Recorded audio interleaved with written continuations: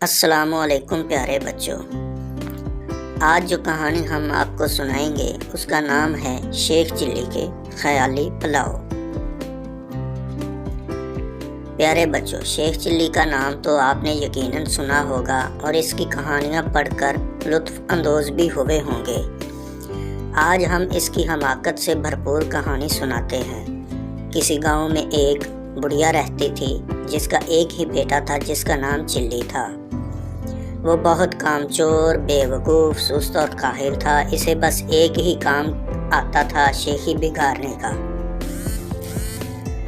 جہاں چند لوگوں کو اکٹھے بیٹھے دیکھتا، ان کے قریب جا کر خود بھی بیٹھ جاتا اور انہیں گفتگو کا موقع دیے بغیر اپنے جھوٹے سچے کارنامے بیان کرنے لگتا۔ گاؤں کے لوگ اس کی اس عادت سے بہت تنگ تھے اور اس کا نام ہی شیخ چلی رکھ دیا تھا۔ وہ اپنے نام کی طرح بڑے بڑے خیالی منصوبے بناتا لیکن کسی پر عمل نہیں کرتا۔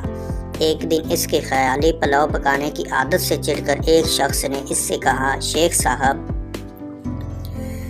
آپ اتنے بڑے منصوبے کیوں بناتے ہیں؟ آپ نے ایک ہفتے بعد اس دنیا سے کوچ کر جانا ہے۔ اپنی موت کا خیال کریں۔ یہ سننا تھا کہ بیوقوف شیخ چلی کو ایک ہفتے بعد اپنی موت کا یقین ہو گیا اور اس نے اس کی تیاری شروع کر دی۔ پہلے اس نے قبر کھدوائی اور اس میں جا کر لیٹ گیا۔ 6 دن گزر گئے، کچھ نہ ہوا۔ 7ویں روز شیخ چلی نے سوچا کہ یہ اس شخص کے بتائے ہوئے ایک ہفتے کا آخری دن ہے۔ شاید اب موت کا فرشتہ آنے والا ہے۔ وہ یہ سوچ ہی رہا تھا کہ اس کے کان میں آواز پڑی، اگر کوئی نیک بندہ انڈے کی ٹوکری میرے گھر پہنچا دے تو میں اسے اجرت میں ایک اشرفی دوں گا۔ شیخ چلی اشرفی کا نام سن کر قبر سے نکل آیا اور انڈے کی ٹوکری اٹھا کر سر پر رکھ لی۔ یہ دیکھ کر ٹوکری کے مالک نے کہا، شیخ صاحب ذرا سنبھال کر لے جانا، انڈے ٹوٹنے نہ پائیں ورنہ ایک دمڑی بھی نہیں دوں گا، الٹا ہر جانا لے لوں گا۔ شیخ چلی بڑے غرور سے بولا، میاں صاحب میں شیخ چلی ہوں، کوئی چھوٹا موٹا شخص نہیں ہوں، پورا گاؤں مجھے جانتا ہے۔ یہ کہہ کر وہ انڈے کی ٹوکری لے کر چل پڑا۔ خیالی پلاؤ پکانے کی تو عادت تھی ہی، سر پر انڈوں کی ٹوکری رکھ کر راستہ چلتے ہوئے اس کی ذہنی روح بہک گئی اور لگا خیالی پلاؤ پکانے۔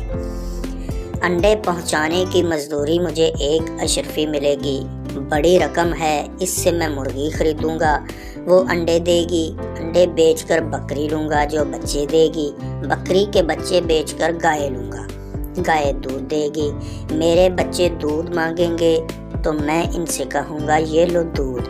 اتنا کہتے ہوئے اس نے ٹوکرا پکڑے دونوں ہاتھوں ہٹا لیے، جس کی وجہ سے وہ زمین پر گر پڑا اور سارے انڈے ٹوٹ گئے۔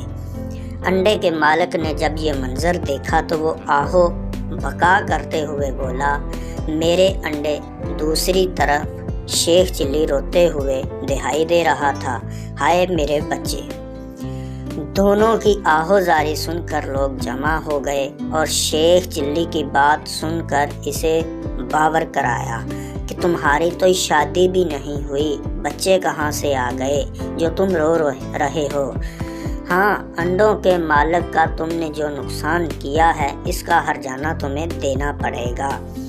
بات شیخ چلی کی ماں تک پہنچی۔ اس نے وہاں آ کر ہرجانے کی رقم ادا کر کے شیخ چلی کی گلو خلاصی کرائی۔